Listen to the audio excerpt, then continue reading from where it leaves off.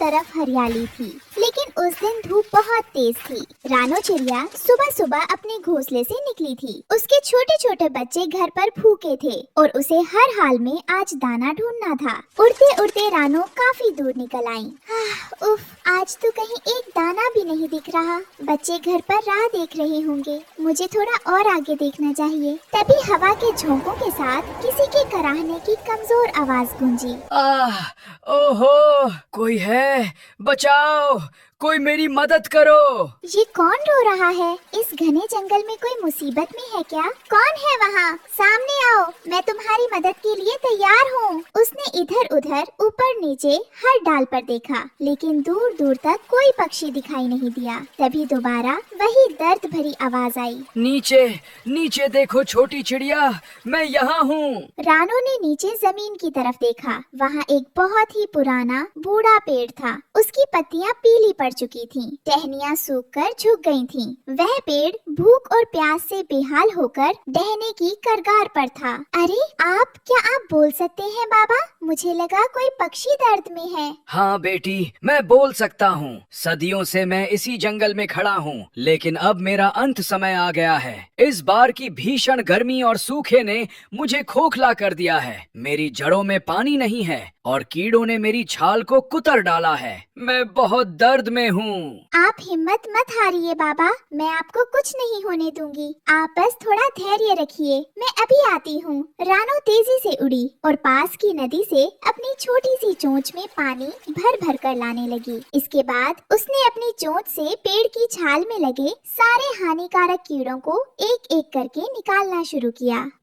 बेटी, थोड़ा आराम कर लो, तुम सुबह से थक गई होगी। नहीं बाबा, जब तक आप ठीक नहीं हो जाते मैं चैन से नहीं बैठूंगी। उसने लगातार कई दिनों तक अपनी भूख प्यास भूलकर उस बूढ़े पेड़ की सेवा की। धीरे धीरे चमत्कार होने लगा। पेड़ की सूखी टहनियों पर हरी भरी पत्तियां आने लगी और देखते ही देखते कुछ ही दिनों में वह बूढ़ा पेड़ पूरी तरह स्वस्थ और हरा भरा हो गया। लेकिन इस बार वह कोई साधारण पेड़ नहीं लग रहा था। उसकी टहनियों पर रंग बिरंगी चमकती हुई शीशियां लटक रही थीं। बाबा, आप तो बिल्कुल बदल गए। आपकी टहनियों पर ये क्या चमक रहा है? रानो बेटी, मैं कोई मामूली पेड़ नहीं हूँ। मैं इस ब्रह्मांड का एकमात्र जादुई नेल पॉलिश का पेड़ हूँ। तुमने मेरी जान बचाई है। अगर तुम्हारी जगह कोई और होता तो सिर्फ अपने दाने की चिंता करता, लेकिन तुमने निस्वार्थ भाव से एक बूढ़े पेड़ की सेवा की। मैं तुम्हारी इस भलाई से बेहद खुश हूँ।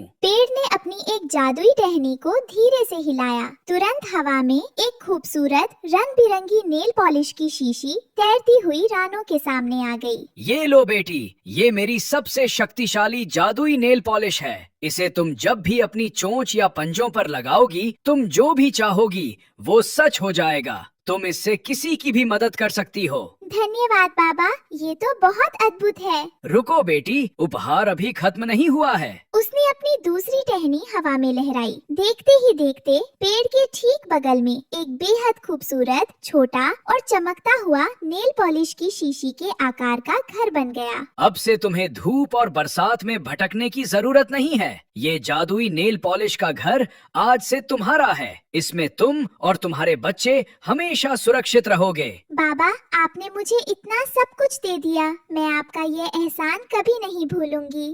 रात का घना अंधेरा छा गया। पूरा जंगल सो रहा था।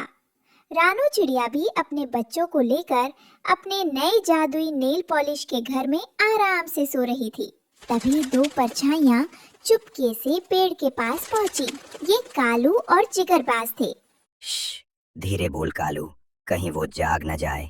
तो डर मत जिगरबाज, वो तान कर सो रही होगी। चल पहले इस आलीशान घर का दरवाजा तोड़ते हैं। कालू ने आगे बढ़कर अपने मजबूत पंजों से जादुई घर के दरवाजे पर वार करने लगा। खट खट धड़ाम। वे दोनों दरवाजे को तोड़ने के लिए पूरी ताकत लगा रहे थे, लेकिन वे ये भूल गए थे कि वो पेड़ साधारण नहीं, जादुई था और वो सब देख रहा था। अचानक जादुई पेड़ की आंखें गुस्से से लाल हो गईं। उसकी टहनियां जोर जोर से हिलने लगीं, मानो जंगल में कोई भयंकर तूफान आ गया हो।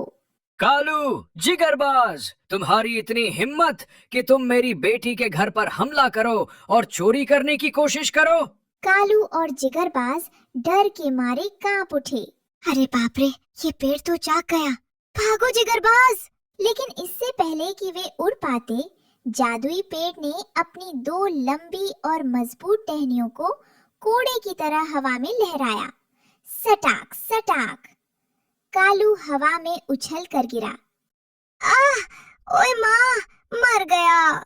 पेड़ की टहनियों ने दोनों को दबोच लिया और जमीन पर पटक पटक कर मारना शुरू किया। धराम चटाक धराम। बचाओ, हमें माफ कर दो बाबा, दोबारा कभी यहाँ नहीं आएंगे।